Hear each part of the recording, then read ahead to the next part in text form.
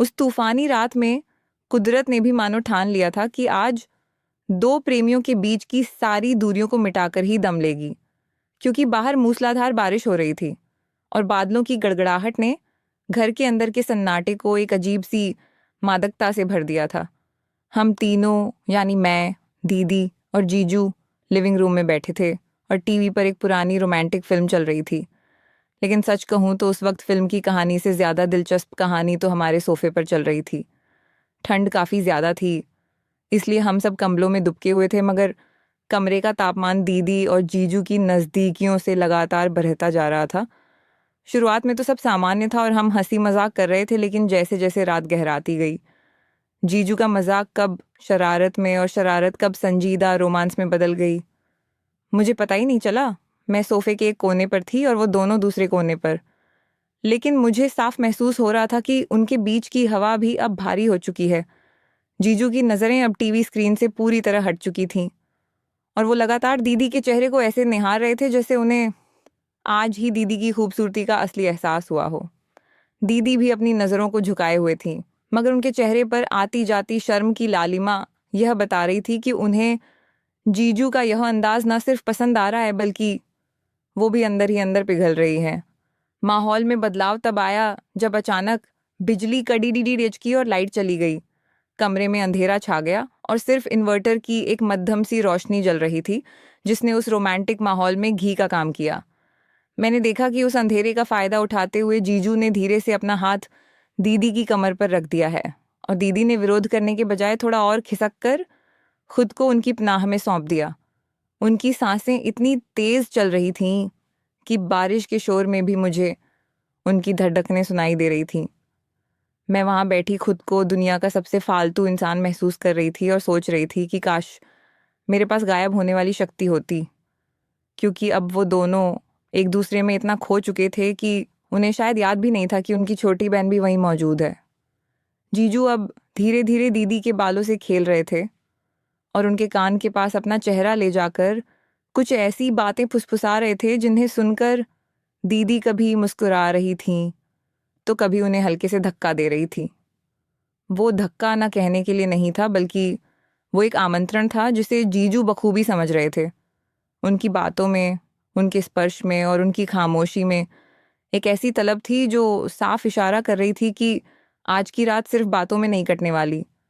मेरे लिए वहां बैठना अब मुश्किल हो गया था, क्योंकि मैं देख सकती थी कि जीजू का हाथ अब दीदी के कंधे से सरकता हुआ उनकी बाहों तक आ गया था और वो दीदी की हथेलियों को अपने होठों से लगा रहे थे।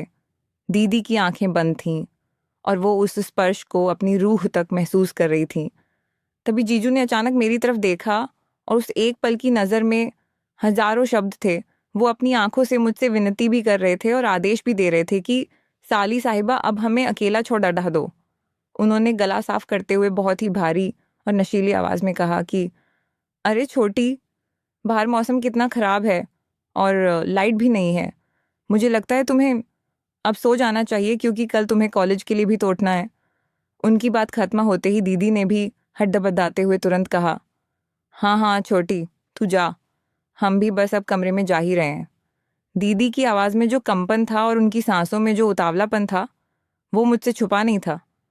मैं समझ गई कि अब मेरे वहां रहने का मतलब है उनके उस निजी पल में बाधा डालना जिसके लिए वो दोनों बेताब हैं। मैं मुस्कुराते हुए उठी और मैंने जानबूझकर उन्हें चिढ़ाने के लिए कहा, हाँ जीजू, मौसम तो सच में बहुत रोमांटिक है, आप दोनों भी जल्दी सो जाना।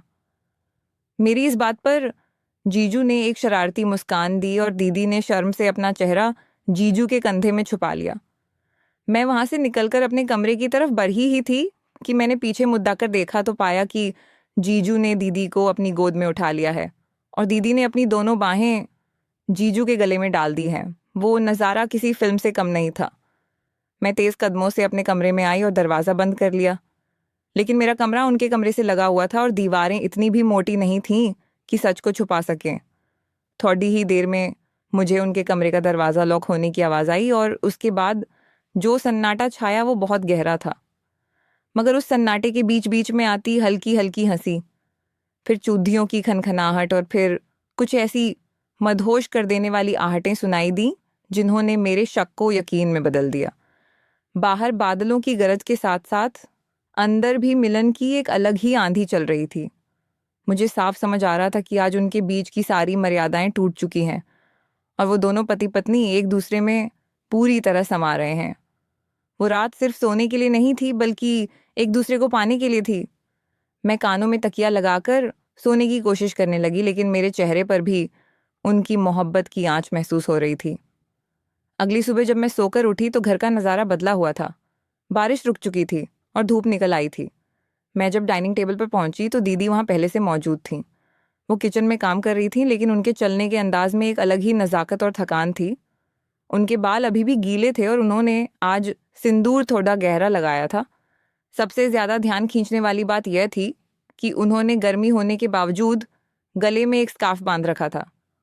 मैं समझदार थी और समझ गई कि वो स्कार्फ ठंड के लिए नहीं, बल्कि रात की उन निशानी को छुपाने के लिए है जो जीजू के प्यार ने उनकी गर्दन पर छोड़ी थी।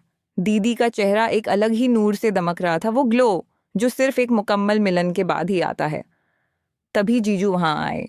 वो बहुत तरोताज़ा और खुश नजर आ रहे थे। उन्होंने आते ही दीदी की कमर पर हाथ रखा और दीदी ने सिहर कर उन्हें देखा, मगर इस बार उन्होंने जीजू का हाथ नहीं हटाया बल्कि अपनी नज़रें झुका लीं। उन दोनों के बीच अब शब्दों की ज़रूरत नहीं थी। उनकी आंखों में एक गहरा सुकून और एक दूसरे के लिए बेपनाह अपनापन था। जब मैंने नाश्ता करते हुए जीजू से पूछा, जीजू नींद अच्छी आई, तो जीजू ने दीदी की तरफ देखकर आंख मारते हुए कहा, साली साहिबा, जिंदगी में इतनी अच्छी नींद और इतना हसीन जागना पहले कभी नसीब नहीं हुआ। ये सुनकर दीदी के हाथ से चम्मच गिर गया और वो शर्म से लाल होकर वहां से भाग गईं। उस पल मुझे और उन्हें, हम तीनों को पता था कि पिछली रात उस बंद कमरे में सिर्फ दो शरीर नहीं मिले थे, बल्कि उनका रिश्ता एक नए मुकाम पर पहुंच गया था, जहां प्रेम और समर्पण की पराकाष्ठा थी और एक अटूट संबंध स्थापित हो चुका था।